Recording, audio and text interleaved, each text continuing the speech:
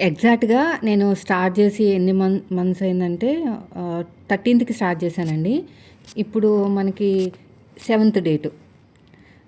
Almost ఒక 20 days అనుకోండి. ఈ 20 డేస్ మీషో సెల్లర్‌లో నా ఎక్స్‌పీరియన్స్ మీతో షేర్ చేసుకుంటాను.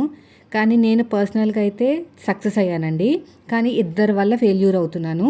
ఫస్ట్ వచ్చేసి సక్సెస్ ఎలాగయ్యానని చెప్తాను. నేనే ఒక యూట్యూబర్‌ని, పైగా ఇన్‌ఫ్లుయెన్సర్‌ని. అంటే నేను వీడియోస్‌కి చేస్తూ ఉంటాను కదా! ఎలా చేస్తాను, రివ్యూస్ ఇస్తూ ఉంటాను కదా! అందుకని నాకు కొంచెం సక్సెస్ అనేది చాలా ఫాస్ట్‌గా వచ్చిందనమాట. ఆర్డర్స్ అనేవి చాలా ఎక్కువ వస్తున్నాయి. రోజు 20, 30. మొన్న సేల్ అయింది కదా! Saturday, Sunday. అప్పుడైతే ఒక్కొక్క రోజు 50 ఆర్డర్స్ అయితే వచ్చాయి. దీనికి కారణం ఏంటంటే నా వీడియోస్ నేనే ప్రమోట్ చేసుకుంటాను కాబట్టి. అదే కొత్తగా ఎవరైనా అసలా యూట్యూబ్‌లో గానీ, ఇన్‌స్టాగ్రామ్‌లో గానీ లేని వాళ్ళు స్టార్ట్ చేస్తే మాత్రం కొన్ని సంవత్సరాలు పట్టొచ్చు, నెలలు పట్టొచ్చేమో. నాకైతే 2 డేస్ కూడా పట్టలేదండి సక్సెస్ రావడానికి. మెయిన్ అదే రీజన్ అనమాట. తర్వాత ఆర్డర్స్ అన్నీ వస్తూనే ఉన్నాయి. నేను పెట్టుబడి ఎంత పెట్టానంటే ఫస్ట్ వచ్చేసి 5,000 పెట్టాను. తర్వాత మళ్ళీ అది ఇంకొక 5 యాడ్ చేశాను, 10,000. తర్వాత ఇంకొక 8. మొత్తానికి టోటల్‌గా నేను షిప్పింగ్ ఛార్జెస్ అంటే పెట్రోల్‌కైనా ఖర్చు, పేపర్‌కైనా ఖర్చు, ప్రతి రూపాయి నేను ఖర్చు పెట్టిన మనీ రూపంలో ఖర్చు పెట్టిన ప్రతి రూపాయి 18,000 అయితే అయిందండి ఇప్పటి వరకు. అంటే ఈ 20 డేస్ జర్నీలో నేను 18,000 అయితే ఇన్వెస్ట్ చేశాను. ఈ వర్క్ కాకుండా, అంటే నా వర్క్ ఆపేసి ఇవన్నీ చేస్తున్నాను కదా! అది కాకుండా ఓన్లీ మనీ పరంగా నా చేతి నుంచి ఎంత డబ్బు వెళ్ళిందో చెప్తున్నాను. 18,000 అయితే వెళ్ళింది. ఈ 18,000తో నాకొచ్చింది 4,000 చిల్లర వచ్చిందండి అంతే. ఆఫ్‌లైన్, ఆన్‌లైన్ రెండూ కూడా చూస్తే రౌండ్ ఫిగర్ చూస్తే మాత్రం 5,000 అండి. అంటే నేను 18,000 పెట్టుబడి పెడితే నా పెట్టుబడి డబ్బులోంచి 5,000 వచ్చింది. ఇంకేం లాభం రాలేదు. ఇంకా నష్టంలోనే ఉంది. అసల పంపించినవన్నీ ఎటుపోతున్నాయో నాకు అర్థం కావట్లేదండి.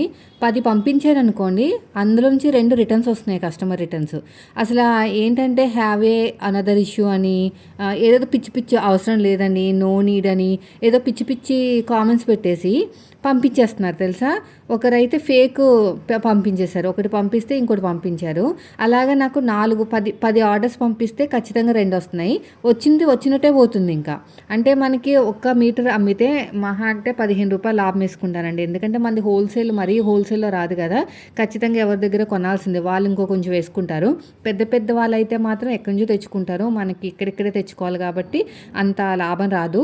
వచ్చిన లాభం అంతా దానికి లాభంతో పాటు ఇంకా నష్టమే పోతుంది తెలుసా. మెయిన్ వచ్చేసి ఇద్దరని చెప్పాను కదా! ఒకరు కస్టమర్స్ అనవసరంగా రిటర్న్స్ పెట్టేస్తున్నారు. ఆర్టీఓ రిటర్న్ ఉంటుంది, కస్టమర్ రిటర్న్ ఉంటుంది. ఆర్టీఓ రిటర్న్ అనుకోండి, ప్యాకెటే వచ్చేస్తుంది అనమాట. అంటే బుక్ చేసిన తర్వాత నాకు అవసరం లేదని క్యాన్సిల్ చేసుకుంటారు కదా! ప్యాకెట్ కూడా ఓపెన్ చేయరు. సో దానివల్ల మనకు వచ్చిన నష్టం ఏంటంటే time waste, packing time, packing cover, మరి ఈ ప్రింట్ తీసుకురావాలి కదా! పేపర్కి ఒక ₹5 తీసుకుంటున్నారనుకోండి, ఎటు చూసినా అవి కూడా డబ్బులే కదా! నేను ప్రతి ఒక్క రూపాయి నేను నోట్ చేస్తున్నాను అనమాట. అందుకని లెక్కలేస్తున్నాను. ఆర్టీఓ రిటర్న్స్ వస్తే మాత్రం ఖచ్చితంగా నాకు పోయేది ఏంటంటే టైం వేస్ట్ అయిపోతుంది. టైం పోతుంది ఫస్ట్ ఆఫ్ ఆల్. తర్వాత వచ్చేసి ఈ పేపర్స్, ఈ కవరు వేస్ట్ అనమాట. ఇంక కస్టమర్ రిటర్న్ అయితే ఇంకా మరీ దారుణం అండి. ₹160 కట్ చేస్తున్నారు తెలుసా షిప్పింగ్ ఛార్జెస్. మళ్ళీ అదే వాళ్ళు ఏమన్నా ఫ్రాడ్ చేశారనుకోండి కస్టమర్లు, ఫ్రాడ్ చేస్తే మాత్రం ఇంకా ఐటెం కూడా లాసే అనమాట. సో ఇద్దరి వల్ల నాకు వచ్చిన లాభం అంతా పోతుంది. ఏదో పంపిస్తున్నాను అంతే, ఏదో సమాజ సేవ చేసినట్టు అయిపోతుంది నాకైతేని. నా రివ్యూస్ ఆగిపోతున్నాయి, నాకు వంట ఆగిపోతుంది, టైలరింగ్ ఆగిపోతుంది, టైలరింగ్ వీడియోస్ కూడా ఆగిపోతున్నాయి. నేను ఒక 20 అడ్రస్లు, లేబుల్స్ అంటారు దాన్ని, డౌన్లోడ్ చేయడానికి హాఫ్ అన్ అవర్ పడుతుందండి. డౌన్లోడ్ చేసుకుని సిస్టమ్ అక్కడ ఉంటుంది మాత్రం పక్కన సిస్టమ్ దగ్గర. చాలామంది చెప్పారు, అక్క మీరు ప్రింటర్ తీసుకోండి అని. ఇప్పుడు దీనికే లాసు. మీ అన్నయ్యకి అసలు ఇష్టమే లేదండి చేయటము. నాకు ప్యాషన్ అనమాట. ఒకసారి చూద్దాము, అసలు ఇందులో ఏముందో చూద్దాము, ఎలా చేస్తారు, ఎలా అప్లోడ్ చేస్తారు, అసలు ఎలా పంపిస్తారు, ఇవన్నీ బాగా ఆతృతగా ఉండేది. సో దాని తగ్గట్టు నేను ఇంకా ఒకసారి చూసేద్దామని చెప్పేసి స్టార్ట్ చేశాను అనమాట. బాగా నేర్చుకున్నాను. ప్రతి ఒక్కరిని అడిగాను, తెలిసిన వాళ్ళని, తెలియని వాళ్ళని వీళ్ళని పట్టుకుని యూట్యూబ్లో చూసుకుని మొత్తం మీద ఫైనల్గా అయితే నేర్చేసుకున్నానండి. రీసెంట్గా రాంగ్ రిటర్న్ వచ్చిందని చెప్పాను కదా, నేను క్లెయిమ్ కూడా అప్లై చేశాను యూట్యూబ్లో చూసి. అప్రూవ్ అయిపోయింది. అంటే దానికి ఒక ₹25 అనమాట వచ్చేసింది. ఐటమ్ కాస్ట్ వచ్చింది కానీ షిప్పింగ్ ఛార్జెస్ ఇవ్వరంట. షిప్పింగ్ ఛార్జెస్ నాకు ₹150 పడింది. ఈ జర్నీలో నేను నేర్చుకుంది ఏంటంటే చిన్న చిన్న ఐటమ్స్ అస్సలు అమ్మకూడదండి. షిప్పింగ్ ఛార్జెస్ రిటర్న్ వచ్చిందంటే ఐటమ్ వస్తుందేమో కానీ డబ్బులు షిప్పింగ్ ఛార్జెస్ పోయినట్టే, నాకు 150 పోయినట్టు. అలాంటి ఎన్ని అమ్ముకుంటే నాకు 150 అవ్వాలి, అది పెద్ద లాస్ నాకు. అదనమాట. చిన్న చిన్నవి అసలు పెట్టుకోకూడదు, పెద్ద పెద్దే పెట్టుకోవాలి. అంటే షిప్పింగ్ ఛార్జెస్ కన్నా 2 రెట్లు ఎక్కువ ఉండాలి మనం అమ్మే ఐటమ్ అనమాట. సో అలా ఉండాలి. అదొకటి ఎక్స్పీరియన్స్ అయింది. నెక్స్ట్ వచ్చేసి అన్నీ పెట్టేయకూడదు. నేను టైలరింగ్ సంబంధించినవి ఇంకా నయ్యం థ్రెడ్స్, వైరు ఏదో ఒక 4 పెట్టాను అంతే. ఇంకా నేను హుక్స్ అని ఏదేదో ఐటమ్స్ అన్నీ తెద్దాం అనుకున్నాను. నాకు పెద్ద లాస్ వచ్చేది, ఎందుకంటే కస్టమర్స్ ఫ్రాడ్ చేస్తున్నారనమాట. నెక్స్ట్ వచ్చేసి కస్టమర్స్ ఫ్రాడ్ కదా. సెకండ్ వచ్చేసి కొరియర్ వాళ్ళండి. రిటర్న్ వస్తే ఇవ్వట్లేదండి. అసలు నిన్న కస్టమర్ రిటర్న్ వస్తే లేదని చెప్తున్నారు. ఎక్కడికో మిస్ అయింది మేడం, నేను తెస్తాను మేడం, రేపు తెస్తాను, ఎల్లుండి తెస్తాను. అలా 3 సార్లు అటెంప్ట్ చేయకపోతేనంట పోతుందంట కదా. మొత్తం మీద నావన్నీ పోయినాయి. ఓన్లీ ఆర్టీఓ రిటర్న్స్ మాత్రమే పక్కా వస్తున్నాయి, కస్టమర్ రిటర్న్స్ పోతున్నాయి. ఒకటో రెండో వచ్చింది అంతే. మిగతావంతా కూడా ఎటు పోయినాయో నాకు అర్థం కావట్లేదు. ఇంకా ఆర్టీఓ రిటర్న్స్ అంటే ప్యాకెట్ నా మొహం మీద పాడేసి వెళ్ళిపోతున్నారు. మళ్ళీ దాన్ని అమ్ముకోవాల్సిందే నేను. సో అలా ఉందన్నమాట ప్రజెంట్ సిచ్యువేషన్. సో నాకు ఈ 20 డేస్లో ఇంకా రావాల్సిన డబ్బులు మీషో నుంచి చాలా ఉన్నాయి. కానీ వచ్చినప్పుడల్లా నేను పెట్టిన వాటికి అసలు సంబంధమే ఉండట్లేదు. 20 ఆర్డర్స్ నేను పంపించానంటే అట్లీస్ట్ నాకు ఎంత రావాలి? 20 అంటే ఒక్కొక్కటి 20 ఆర్డర్స్ అంటే ఒక్కొక్కటి యావరేజ్గా 100 వేసుకున్నా 2000 చేంజ్ అలా రావాలి. నాకు 2000 రాకుండా 1000, 1200 అలా వస్తుందన్నమాట డబ్బులు. అసలు పెట్టినట్టే పోతున్నాయండి. ఎన్ని పంపిస్తున్నానంటే మా వారు అంటున్నారు, ఇన్నేసి పంపిస్తున్నావు కదా, డబ్బులు ఏంటి కనిపించట్లేదని. అదే మాయగా ఉందన్నమాట. ఏమీ లేదు, రిటర్న్ పంపించేస్తే మాత్రం ఆ డబ్బులు కట్ అయిపోతున్నాయి, మనకు వచ్చిన డబ్బులు దాంట్లో కట్ అయిపోతున్నాయి అనమాట. చిన్న చిన్న వ్యాపారస్తులకి, అంటే మనలాగా ఇంట్లో చేసుకున్న వాళ్ళకి మీషో వేస్ట్ అండి, ఫైనల్గా చెప్తున్నాను కదా. సో మనకి కొంచెము ఇన్ఫ్లుయెన్స్ యూస్ చేసుకుని, అంటే మనకి మంచి పేరు ఉందనుకోండి, నాలాగా చూడండి యూట్యూబ్లో అందరూ నన్ను గుర్తుపడతా ఉంటారు కదా, నాలాగా మీకు కూడా మంచి పేరు ఉంటే ఆఫ్లైన్ స్టార్ట్ చేసుకోవాలన్నమాట. సో నేనైతే ఆఫ్లైన్ మీద ఇంట్రెస్ట్ లేదు నాకు ఫస్ట్ నుంచి. అంతే, చాలామంది చెప్పారు అక్క ఇదంతా ఆఫీస్ ఆఫ్లైన్ చేసుకొని. నాది ప్యాషన్ ఆఫ్లైన్ కాదండి, మీషోలో సెల్లింగ్ చేయాలి. అసలు అందులో ఏముంది ఏంటి అనేది చూడాలి, నేను కూడా ఇలాగ స్కాన్ చేయాలి, ఇలా పంపించాలి అనేది ఉంది. సో ఫైనల్గా అయితే నేను అనుకున్న ఎక్స్పెక్టేషన్స్ అయితే రీచ్ అయ్యాను, సక్సెస్ కూడా అయ్యాను. అసలు ఇవన్నీ యూట్యూబ్లో నేర్చుకుంటాం చాలా అంత ఈజీ కాదండి. మీరంతా అంటూ ఉంటారు యూట్యూబ్లో టైలరింగ్ ఎలా నేర్చుకున్నావు కానీ, సేమ్ ఇలాగే నేర్చుకున్నాను. యూట్యూబ్లో టైలరింగ్ ఇలాగే నేర్చుకున్నాను. ఇప్పుడు ఇది కూడా యూట్యూబ్లో తెలిసిన వాళ్ళని, ఫ్రెండ్స్ని, చాలామందిని అడిగేటప్పుడు ఈగోస్ ఉండకూడదండి. వీళ్ళని నేను అడిగేది ఏంటి అని అలాంటి ఈగో మాత్రం ఉండకూడదు. నేర్చుకునే చోట మనం అణిగిమణిగి ఉండాలన్నమాట. తల దించుకుని ఉండాలి, డీసెంట్గా ఉండాలి.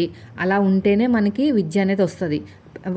మనకన్నా చిన్న వాళ్ళైనా పర్లేదు, మనకన్నా తక్కువ వాళ్ళైనా పర్లేదు, వాళ్ళ దగ్గరికి అలా అడగాలన్నమాట. మర్యాదగా అడగాలి, రిక్వెస్ట్గా అడగాలి, బ్రతిమలాడాలి, అవసరమైతే గంటలు వెయిట్ చేయాలి. అలా చేసి నేను మొత్తం అంతా నేర్చేసుకున్నాను. యూట్యూబ్లో ఒక సిస్టర్ ఉన్నారనమాట. ఎన్నిసార్లు మెసేజ్ పెట్టినా సరిగ్గా రిప్లై ఇచ్చేవారు కాదు. అయినా సరే అలాగే అప్పుడప్పుడు పెడతా ఉండేదాన్ని, కొంచెం చెప్పండి సిస్టర్ అని. సో అలా చిన్నగా నేర్చుకున్నా. మా ఇంటి దగ్గర ఒక అమ్మాయి ఉంటుంది, అమ్మాయి దగ్గర నేర్చుకున్నా, మా ఫ్రెండ్ దగ్గర, ప్రతి ఒక్కరి దగ్గర ఒక్కొక్క చిన్న టిప్పు. యూట్యూబ్లో ఎక్కువ, అంటే అప్పుడు క్లెయిమ్ అప్రూవ్ అయిందని చూసారా, అది యూట్యూబ్లో చూసే నేర్చుకున్నాను అనమాట. ఎలాగ సరే ఒకసారి ట్రై చేద్దాం అనిపించింది, ట్రై చేసాను, అప్రూవ్ అయింది. సో అలాగా నేర్చుకున్నాను. ఫైనల్గా నేనైతే సక్సెస్ అయ్యానండి. చాలా మంచి ఆర్డర్స్ వస్తున్నాయి అంతా. కానీ ఫినాన్షియల్గా మాత్రం ఇద్దరు వల్ల, వీళ్ళిద్దరు కస్టమర్స్ ఫ్రాడ్. ఇంకోటి వచ్చేసి కొరియర్స్ వాళ్ళు అయితే ఏం సతాయిస్తున్నారండి బాబు. కొరియర్స్ అయితే ఇవన్నీ తీసుకెళ్తారా, కొంతమంది ఏమో అక్కడే స్కాన్ చేస్తారు, ఇంకొంతమంది మేడం షాడో ఫ్యాక్స్ వాళ్ళు ఇచ్చేయమన్నారు, వాళ్ళు చేస్తారని. నేను ఇవ్వనంటే లేదు మేడం మేము అలాగే తీసుకెళ్తాం, ఇచ్చాను. నా మొహమాటం తగలయ్యా, నాకు మొహమాటం ఎక్కువ, అసలే ఎక్కువ మాట్లాడలేనమాట. నో అని చెప్పలేను, ఇచ్చేస్తాను. అక్కడికి వెళ్ళిన తర్వాత 1-2 స్కాన్ చేసేవారు, మిగతా వాళ్ళు చేసేవాళ్ళు కాదు. మళ్ళీ ఫోన్ చేసేదాన్ని, అన్న 4 ఆర్డర్స్ అప్డేట్ కాలేదన్నా అని. అవునా మేడం చేస్తానన్నారు, చేస్తారనమాట. చచ్చిపోతున్నాను తెలుసండి ఇలాగ ఫాలోఅప్ చేయలేక. ఏదో ప్యాషన్ కాబట్టి స్టార్ట్ చేశాను, కానీ ఇదే లాస్ట్ అనమాట. ఇదే లాస్ట్ ఆర్డరు. ఇంకొక 10 దాకా ఉన్నాయి. ఇవన్నీ నేను చెక్ చేసుకున్నాను ఇప్పుడు. ఇంకా మన దగ్గర మెటీరియల్ కొంచెం ఉంది, 1 డే మెటీరియల్ ఉంటుంది నాకు తెలిసి, అంతే. ఒక రోజులో ఆర్డర్ వచ్చిందంటే అయిపోతుంది. ఒక వీడియో పెట్టానంటే ఆర్డర్స్ అన్నీ బుక్ అయిపోతాయి, ఇంకంతే క్లోజ్ చేసేయడమే. మరి కవర్స్ ఉన్నాయి. అదే ఆలోచిస్తున్నాను. మీషో నుంచి 500 కవర్స్ బుక్ చేసుకున్నాను. రూ. 850 అవన్నీ లెక్కలేస్తేనే 18,000 అయింది. సో, అదే ఆలోచిస్తున్నాను. ఈ కవర్స్‌ని ఏం చేయాలి? ఆఫ్‌లైన్‌లో మళ్ళీ చేయాలా? నాకు ఆఫ్‌లైన్ అయితే అస్సలు ఇంట్రెస్ట్ లేదని చెప్తున్నాను కదా రియల్‌గా. ఆఫ్‌లైన్ మాత్రం నాకు అస్సలు ఇంట్రెస్ట్ లేదు. పైపింగ్ క్లాత్ మీద బాగా, బాగా, బాగా, బాగా ఆర్డర్స్ వస్తున్నాయి రెడీ చేసి ఇమ్మని. నా వల్ల అవ్వట్లేదు. అది నా గోల్ కాదు కదా! అవంతా కూడా చాలా సింపుల్ వర్క్ అండి. మిషన్ మీద కుట్టేయటం అది కాదు. కొంచెం ఎంతైనా రిస్క్ ఉండాలి ఏదైనా పని చేస్తే. సో, అది నేను ఒక చిన్న సజెషన్ అడుగుదాం అనుకుంటున్నాను. బ్లౌజ్ కటింగ్‌లు మంచి మంచి మోడల్స్ కట్ చేసి అమ్ముదామని అనుకుంటున్నాను. బ్లౌజ్ కట్ చేసి మీడియం సైజు అంటే ఫ్రీ సైజ్ అనమాట. మీషోలో పెట్టాలంటే భయమేస్తుంది. మళ్ళీ వాడేసుకొని ఏమైనా పంపించేస్తే మొత్తానికి లాస్ వస్తది కదా! ఏమోనండి బ్రెయిన్‌లో చాలా చాలా ఉన్నాయి. అవన్నీ ఇంప్లిమెంట్ చేయాలంటే మెయిన్ వచ్చేసి నా సైడ్ నుంచి సక్సెస్ వస్తుంది గానీ, అవతల వాళ్ళ సైడ్ వల్లనే బ్రేక్ అయిపోతున్నాం అనమాట. చాలామంది సఫర్ అవుతున్నారు పాపం మీషో సెల్లర్స్. కొంతమంది ఆర్డర్స్ అస్సలు రావట్లేదు అంటున్నారు. నాకొస్తున్నాయి ఆర్డర్స్ ఫుల్లు మామూలుగా కాదు. కానీ వచ్చినట్టే పోతున్నాయి. ఎటు పోతున్నాయో అర్థం కావట్లేదు. మనం పంపించిన 1 వీక్ తర్వాత రిటర్న్స్ అవన్నీ చెక్ చేసుకొని డబ్బులేస్తారంట. సర్లే రిటర్న్ పంపిస్తే పంపించారు. రూ. 150 ఎలాగో లాస్ వస్తుంది కదా! ఐటెమ్ కూడా దొబ్బేస్తున్నారు. 3 మీటర్లు పైపింగ్ క్లాత్ పంపిస్తే 2 మీటర్లు పంపించారండి. 1 మీటర్ దొబ్బేశారు. ఆ 1 మీటర్ మీద వచ్చిన డబ్బులు, ఈ షిప్పింగ్ ఛార్జెస్ మొత్తం కొట్టుకుపోయినాయి. మొత్తం ఎండ్ టు ఎండ్ కొట్టుకుపోయినాయి. ఫైనల్‌గా నాకు ఎక్స్‌పీరియన్స్ వచ్చింది. నేను ఎలా చేసావు అక్క అని అంటారు కదా! చూడండి మీరే చూడండి. చిన్నగా నేర్చుకొని ఇక్కడ దాకా వచ్చాను. అలాగే ఏదైనా అనుకుంటే సాధించొచ్చు. కానీ ఏంటంటే కొన్నిసార్లు ఏంటంటే ఇట్లాంటి ఫెయిల్యూర్స్ వేరే వాళ్ళ వల్ల వస్తాయి గానీ, మన కాన్ఫిడెంట్ లెవెల్ అనేది హై రేంజ్‌లో ఉంటది. మనం ఎలాగైనా సాధించేయగలము అని కాన్ఫిడెంట్ ఉంటే మాత్రం చేయగలుగుతారు. నాకైతే బాగా నచ్చిందండి ఇది ప్రాసెస్. కొంచెం ఇంట్రెస్ట్‌గా ఉంది. కొంచెం టెన్షను కొంచెమోని ఇలాగ ప్యాకింగ్ చేయటాలు అవన్నీ కూడా కొంచెం డిఫరెంట్‌గా ఎప్పుడు ఒకే రొటీన్ లైఫ్‌లో కాకుండా కొంచెం డిఫరెంట్‌గా ఉంది. టైం అంతా చాలా వేస్ట్ అయిపోతుంది. నా స్టిచ్చింగ్స్ ఆగిపోతున్నాయి అనమాట. స్టిచ్చింగ్ వీడియోస్ పెట్టడాలు, ఈ లాంగ్ వీడియోస్ మెయిన్ వచ్చేసి వ్లాగ్ వీడియోస్ ఆగిపోవటాలు, ఈ ఒక్క పని వల్ల నా దగ్గర ఉన్న టాస్క్‌లన్నీ ఆగిపోతున్నాయి. అందుకనే నేను స్టాప్ చేస్తున్నాననమాట. లేదు నాకు ఇంకేమీ లేదనుకుంటే ఖచ్చితంగా నేను రన్ చేసేదాన్ని. ఎప్పుడోకప్పుడు కొంచెమైనా రిటర్న్స్ తగ్గుతాయి ఏదో ఒక రోజు అని. అందరూ దొంగ మొహాలే ఉండరు కదా! కొంచెం మంచోళ్ళు కూడా ఉంటారు కదా! మీషోలో అయితే చాలామంది ఫ్రాడ్ జరుగుతది. పాపం అమాయకులే బలవుతారండి.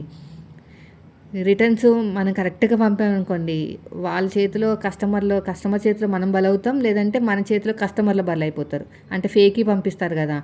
అందరూ అమాయకులే బలవుతారు.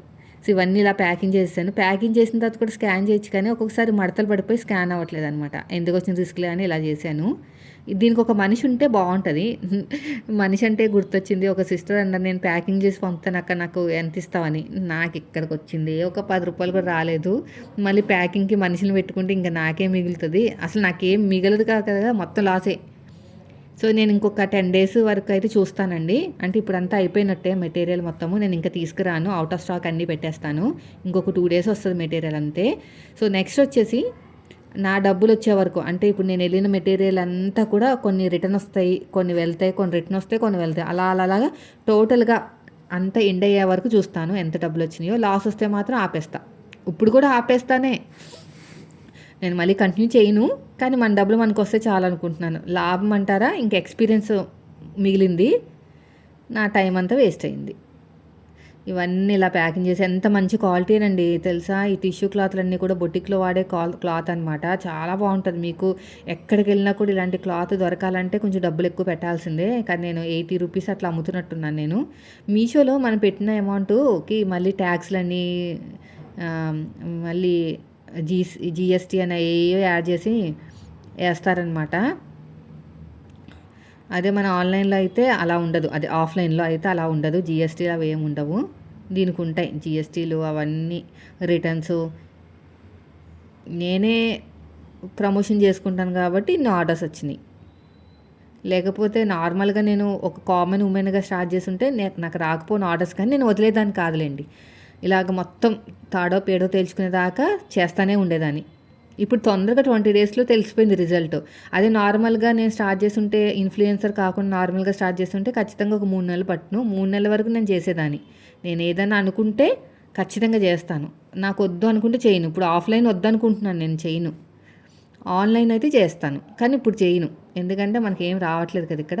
ఇదండి ఈరోజు వీడియో.